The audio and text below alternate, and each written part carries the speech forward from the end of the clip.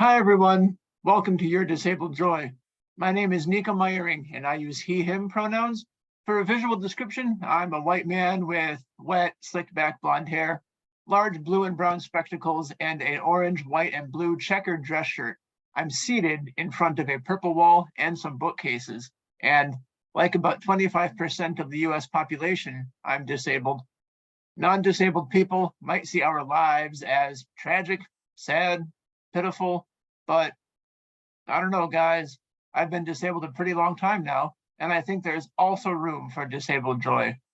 Our disabled community has as many members as they have opinions, which is why I've asked my friend Amy here with me today to talk about disabled joy. Hi, Amy. Thank you for joining me. Hi, Nico. Thank you for having me. An introduction of myself. I'm a fair-skinned female with blonde hair that's parted on the side, shaved on one. I have blue glasses, and I'm wearing a blue dress with watermelons and watermelon jewelry. Fantastic. Thank you.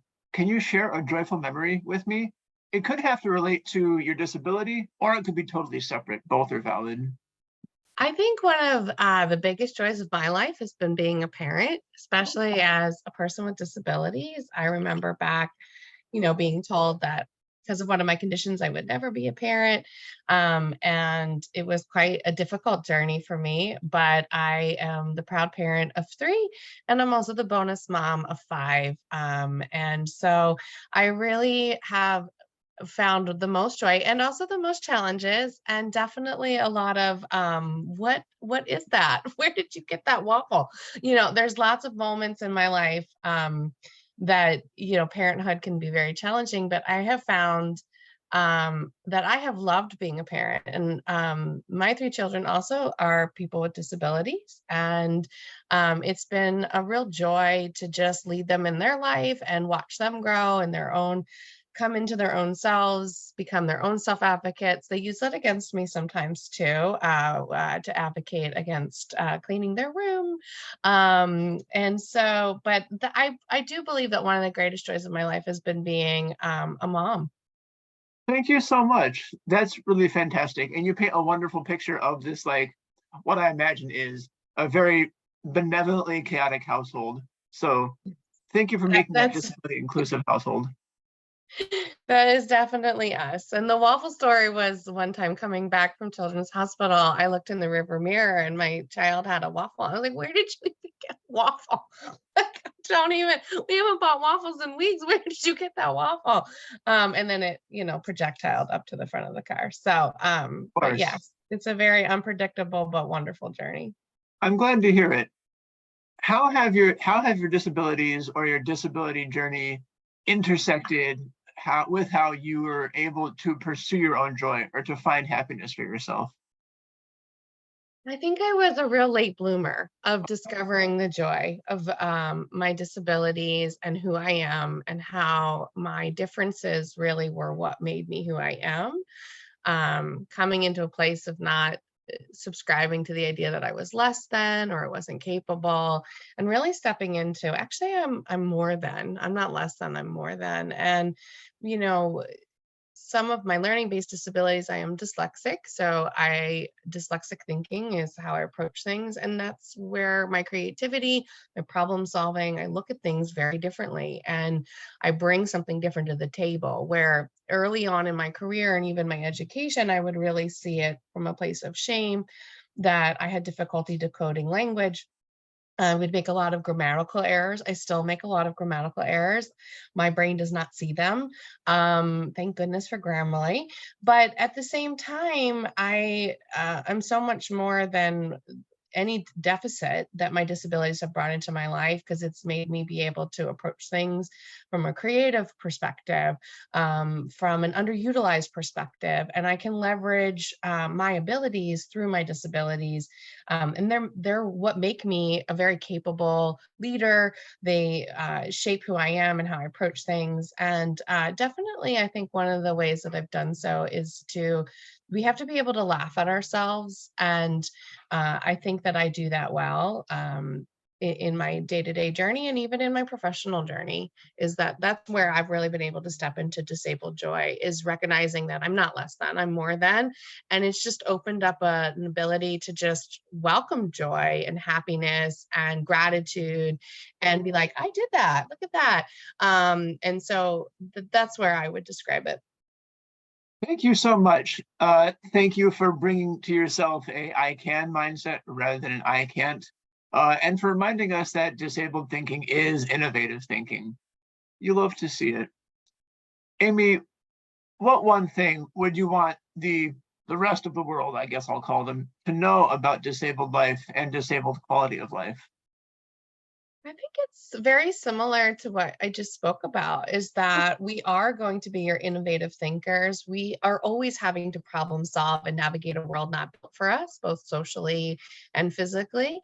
And so I think that because we have always had to navigate a world not built for us, we are always the ones that are going to be able to be quick to solve a problem, to be able to create a different pathway forward. And I think that that's what a lot of corporations and businesses are lacking these days, is that we see this in the hiring crisis, and yet there are so many disabled folks that are willing and ready to work, and they're underutilized. So I think one of the things that I would really want people to understand is that disability can really open up a whole world of opportunities for you, and inclusivity and accessibility are benefit everyone in the community. When people have access to the information, when they have a clear pathway to be at the decision making table, when we break down barriers for one group of people, we make it easier for all. Whether that's restroom design, building design, program design, virtual meeting spaces. When we enable accessibility features, we also make sure that it's a more equitable space for everyone. We do. Thank you so much. My last planned question is one that I ask all my interviewees, regardless of project. Yeah, it's a real softball. Is there a recent win that you'd like to mention that you haven't already, so that we could elevate it and celebrate it along with you? Or if not, what cool things are you involved in? What's on the docket? If you're into connecting online, where can people find you? This is really your time to brag, promote yourself, be your own cheerleader. So please step up on that soapbox. Thanks, Nico. I think for me, a most recent win, and it's a daily win actually, is we don't talk about addiction and disability intersection a lot. And for me, I've been in recovery for 7 years and 6 months just last week. And it's a daily struggle for me. It still is. Every day I wake up and I have this attitude of, this is a day I've never seen before, Right. because it's not a day I've ever seen before, particularly in sobriety. My early life was a lot of trauma and being in active addiction as well. And so coming through that into the stability of where I am today, everything that is around me in my life, my marriage, my children, my bonus children, the career that I have, the home that I have today, is all possible because I am clean and sober.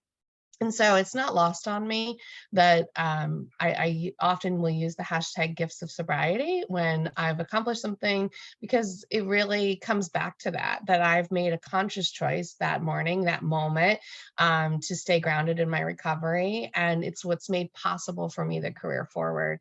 There's a lot of exciting things that have been happening lately. I've been a little overwhelmed. We've recently passed legislation in City Council in Philadelphia to make the work of our office permanent, so that people with disabilities will always have an office to support accessibility and disability representation and inclusion in our city. I've been invited to the White House. I've been able to meet the vice president at the tarmac. We have unveiled new accessible signage in City Hall, all within this month. And so it's been really exciting time for me in my career. And even as a person with disabilities, as a resident of Philadelphia, it's an exciting time. But I kind of always take a step back to think about, this wouldn't be possible if I was not clean and sober. And so that's something that is a huge win for me. And it's not just on the anniversary times, but it's in every single moment of every 24-hour period, because a relapse would be the death of that life and the death of me. And so And something that I wish that we talked about more is the intersection of recovery and disability. There are many of us that are both disabled and people in addiction recovery. So that's something that's made a lot of things possible for me. I recently graduated from my master's last year in human relations, focusing on diversity, equity, and strategic impact. And I've been really utilizing that in my work with the city of Philadelphia to be an impactful leader, to be a practitioner of change. And I also am excited to share that come this August. I was going to say next month, but we still got one more month in between. I'll be beginning my journey in my PhD studies in organizational leadership. And I think back to a time, I won't date myself too much, but it was before flip phones. And I was told that college wasn't for me. It wasn't college material, to not waste my time, to just, go do my sports, do my art. And the reality was there was a university that took a chance on me as an athlete. And they sent me to a program where I learned to decode language in that summer program. And the deal was I could come and play for them if I could pass the entrance exam, and they would waive the GPA requirement. Because as a student that was in special education, I graduated high school with only 1.9 GPA, which is not great, and really not what most colleges accept. So but the barrier was that I had never been taught in the way in which I learned. So at the end of that summer program, I was able to pass the entrance exam, and it opened up a whole world to me that made me understand that disability and capacity coexist, intellect and disability coexist. And the barrier wasn't that I was dyslexic and learning disabled. It was that I had never been taught in the way in which I learned. So it's really with gratitude that I'll begin my PhD journey at that same university that took a chance on a disabled student more than 20 years ago. So those are some of the great things that have been happening in my life, and bring me disabled joy for sure. And I'm with a sense of gratitude for that as well. So people can find me on LinkedIn. Happy to connect, and they can always connect with the Mayor's Office for People with Disabilities on the web or emailing us at ada.request@phila.gov to learn more about the great work that we're doing with the Mayor's Commission on People with Disabilities and the Mayor's Office for Disabilities. Thank you. That was a lot. You have a lot I to be know. proud of. I was honored to hear about it. That's fantastic. Hey, keep coming back. All right, my friend. Thank you so much for taking this time. I'll see you soon. Audience, tune in next time. Remember, I'm rooting for you.